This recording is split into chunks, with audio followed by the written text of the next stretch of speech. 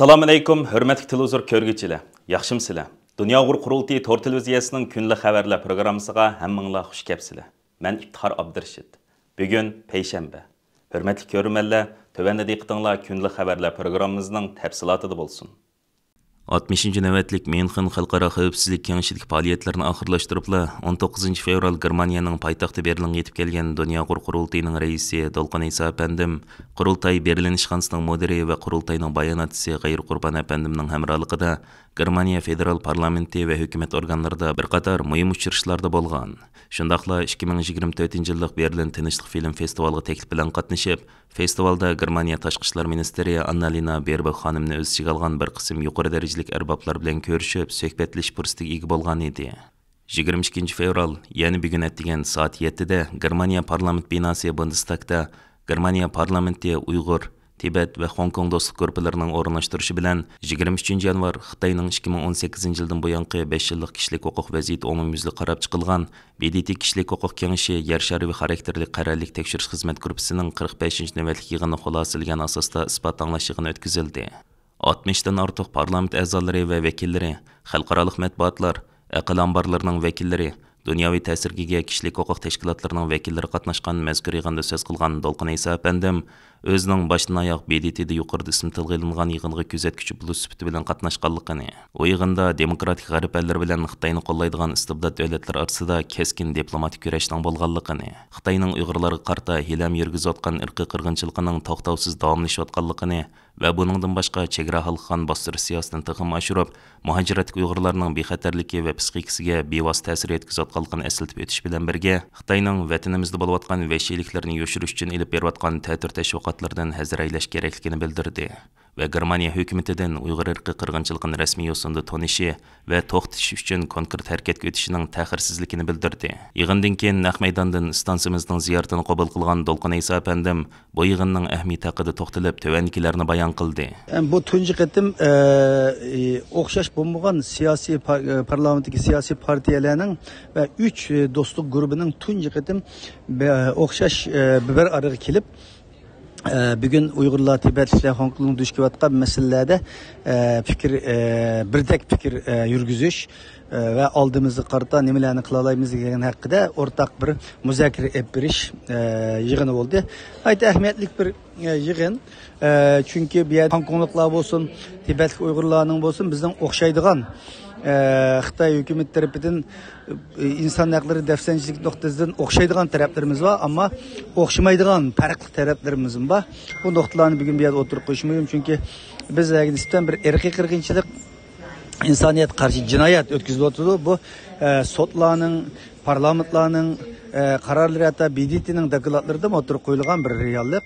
Tibetliklarning bo'lsa, ularning madaniyatlari tiliga nisbatan bir kültürel assimilasiya qirg'inchilik yurgizilyapti. Hong Kongdagi demokratiya harakati shiddetli zarb berildi. Shunga bu yerda o'xshash bo'lmagan nuqta nazarlardan va o'xshash bo'lgan nuqta nazarlardan bu masalani muzokara qilish, buningga Germaniya hukumatiga besim qilish, Germaniya siyosatchilarini harakat qo'zg'ash nuqta nazaridan bu yig'inning bo'linishi nihoyatda foydali. Deganimizdek bu yig'inni o'rlashtirgan bu yerda men Mikhail Brandt apandiga, Xristian Demokratlar Partiyasining parlamentdagi inson haqlari so'zchisi, andan keyin Darya Turk Naxbar, bu Sosyal Demokratlar Partiyasining kishilik huquqdagi bayonotchisi, andan keyin Judo Jensen xonimga, bu xanım Yeşillar Partisi'nin parlamentideki vekili, şundakla Miyotovich Yeşillar Partisi'nin parlamentideki kişilik hukuk bayanatçısı vekili. Anandaki bir yerde yana bugün müjganğa Frank Schwabe qatnaştı. Bu Germaniyanın din itiqad erkinligi bo'yicha alayda elchisi. Yani şunun o'xshash her qaysi siyasi partiyalarning parlament a'zolari ishtirok qildi. Ayta yuqori darajalik bir yig'in bo'ldi.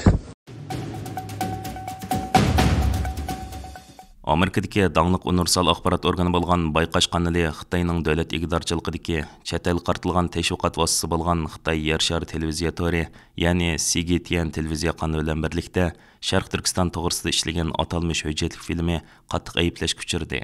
Bo'libmi bu Amerika Davlat Majlisining bir qism a'zolarining qattiq g'azabini qo'zg'agan. Xitoy hukumatining Uyg'urlarning barliq diniy faoliyatlariga qattiq zarba berganligi, vatanimizdagi musulmonlarning hech mezgilda namoz o'qishni cheklaganligi, masjidlarni chiqib sayohat o'rinlariga aylantirganligi va boshqa qilmishlari xalqaro jamiyatga ma'lum. Bayqash kanali CGTN bilan birlikda ishlagan bu hujjatli filmida Uyg'urlar xo'shal holda ommaviy so'rinlarda yig'ilib doim usul o'ynaydi.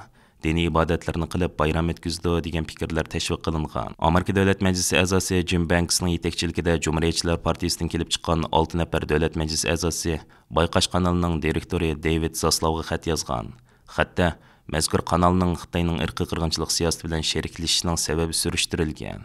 Amerika Davlat Majlisi a'zolari David Zaslavga yo'llagan xatda mundaq degan: Bayqash kanali va CGTN bilan birlikda ishlagan hujjatli film Xitoyning irqiy qirg'inchiligini yoshirish tashviqotiga yantayoq bo'lgan. Hozirgi va ilgirki Amerika hukumati Xitoy hukumatining Xinjiangdagi Uyg'ur va boshqa Xitoy bo'lmagan Turkiya xalqlariga qarshi yurgizgan bostirish harakatini irqiy qirg'inchilik deb bekitdi. Shunglashqa, şirketingizning nima uchun Xitoy hukumatining Uyg'urlar qartilgan irqiy qirg'inchilikni yoshirishga urinish qilmishiga yordam qilganligi to'g'riliq ko'rurmanlar va Amerika xalqiga javob berish majburiyatingiz bor. Bayqash kanalining Xitoyning CGTN kanali bilan birlikda vatanimiz haqida ishlagan hujjatli filmi dunyoning har qaysi joylaridagi Uyg'urlarning Uyg'ur vaziyatini kuzatuvchi mutaxassislar va kishilik huquq faoliyatchilarining uzluksiz tanqidlarga uchrab kelmoqda. Dünya Uyg'ur qurultiyining muavin raisi va Turkiya Hacettepe Universiteti tarix fakultetining dotsenti Dr. Erkin Akram bu hujjatli filmni tanqidlab, bu filmning maqsadi haqidagi ko'z qarashini mundaq sharhladi. Bu hujjatli filmda Sharq Turkistonning Xitoyning zamani ekanligi, Uyg'urlarning xushal-xo'ram va baxtli yashayotganligi, normal diniy ibodatlar bilan shug'ullanayotganligi tashviq qilingan. Bayqash kanali Xitoy Kompartiyasi bilan hamkorlashgan va Xitoy hokimiyatining Uyg'urlar qartilgan irqiy qirg'inchilikni inkor qilishiga va yoshirishiga yordam bergan. Ve Amerika hukumati Xitoyning vatanimizdagi Uyg'ur va boshqa turkiy millatlarni bostirish harakatini irqiy qirg'inchilik va insoniyat qarshi jinoyat deb bekitib, Xitoyga qarshi ba'zi jazolarni yo'l qo'ygan bo'lsa-mu, lekin Xitoyning Bayqash kanaliga o'xshash taniqli universal axborot organlarini yeniga tortib, o'zining vatanimizga jinoyatni yoshirishga urinayotganligini bildirdi.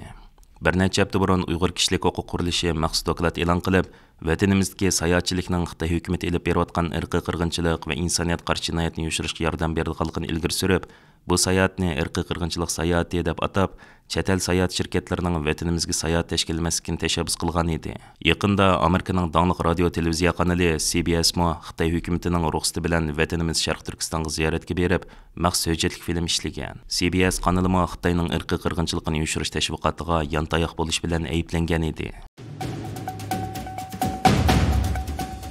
Xitoyning Kaniya bo'lgan Tangirtaq tori va Xinjiang gazeti tori 19 fevral kuni chiqargan xabardan ma'lum bo'lishicha, vatanimizdagi Uchturpan noyisining ko'p qism joylari sovuq iqlimning ta'sirida shivirg'an va qum bo'roni ofatiga uchirgan. Xabarda hukumat o'rinlarining Uchturpan Yamansu yezisidagi odam va mol chorvalarni sovuqdan saqlash uchun jiddiy harakat o'tganligi tashviq qilingan. 1-oyning 23 kuni tong saharda Uchturpan noyisida 7.1 bal yer tavirgandan keyin Xitoy hukumati uchurlarni qattiq qamal qilgan edi. Xitoy matbuotlari afat eng ig'ir bo'lgan Uchturpan Yamansu yezisida 3 odamning o'lganligi, 5 odamning yaralanganligini xabar qilgan bo'lsa-mu, haqiqiy ahvol hozirgacha bilinmay kelmoqda.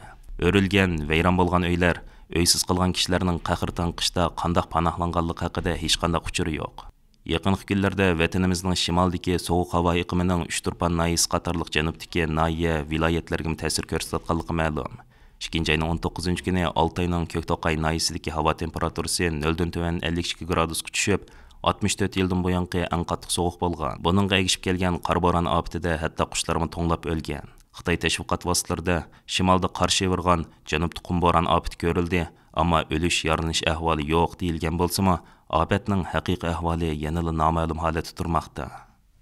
Hurmatli ko'ruvchilar, yuqorida diqqatingizga kunlik xabarlar programmamizning tafsilotini sundik. Kelar qitimliq sonimizgacha ko'rishgich amon bo'lgaysizlar. Stansimizning YouTube kanaliga a'zo bo'lishni unutmang. Xayr xo'sh.